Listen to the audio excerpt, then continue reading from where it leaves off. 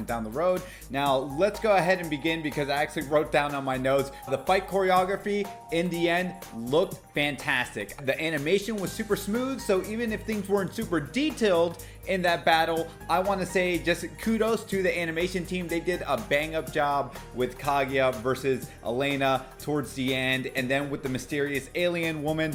So Elena's powers is revealed and she can hide the truth from people, and every time she uses her powers, it drains her little by little. I think one of the things I need to figure out is Kagaya forgot his parents existed. Claire also forgot that her parents existed. So did Elena actually kill her parents, right? Because in the beginning, when we saw her approach her sister for the very first time in episode 3, she definitely killed her parents, and then we learned in these later episodes that, oh wait, no, maybe she's just painting that picture of her being the villain because she has to hide the real truth of what actually happened. So did Elena hide the truth from Kagaya? Yes, but did she kill Kagaya's parents, or did Kagaya kill his own parents, and because the weight of killing his own parents was too much for him to bear, and that's why she erased his memory? And another thing that I'm not too sure about is we know that the alien ghost figure, the moment that she finds out the real truth, that is when not only Kagaya is gonna die, but the whole world is gonna be doomed. Which is why Elena has to erase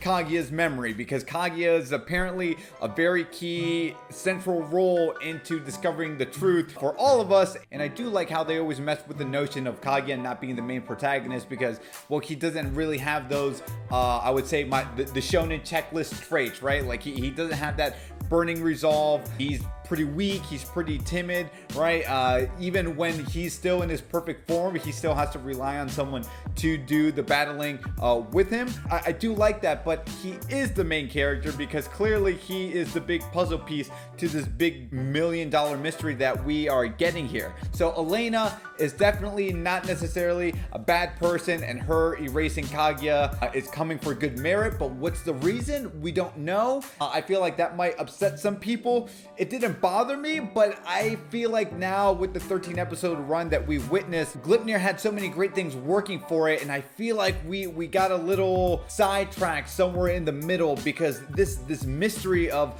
Elena and Kagaya's central group, they're clearly all these big major pieces that have to become cohesive in one towards solving the grander narrative. Another thing someone actually mentioned in the comment section last week was, we know the aliens angle with all of this and how the game started with the penultimate episode, but if you have 100 coins, you basically win the game, right? So we found out last week that Kaito actually has all 100 coins. So then what are the other coins that Kagaya has, that Claire has, that Yoshioka has, that Sayaka has, right? If there's already 100 coins gathered, then what are these other coins? If you have all 100 coins, then I guess you don't need to really worry about other people trying to get them from you, right? Because now you should be ultra powerful. But I really guess that goes hand in hand with Kaito's ability and who that mysterious ghost woman is. This was another thing they dropped in the beginning of the episode, was when Elena killed this woman, that Aiko died and her bonds led Honoka back to you.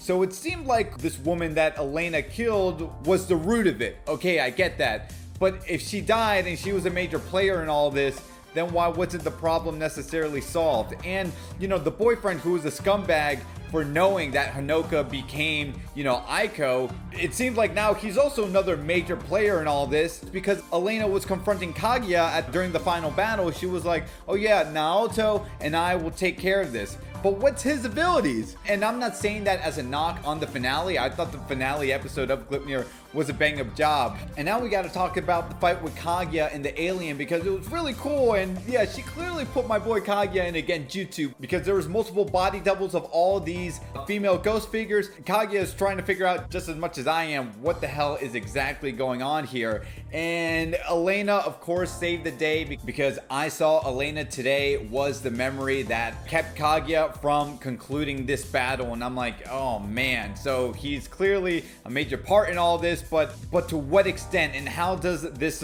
female ghost come into play? So very confusing stuff. It's unfortunate Gleipnir actually got really exciting in last week's episode and in the finale episode, because I feel like somewhere in the middle we got a bit lost with the messaging with Gleipnir, where the story wanted to go plot wise, but ultimately I still had a fun time with this. My name is TJ Miles, and as I always say, to be continued.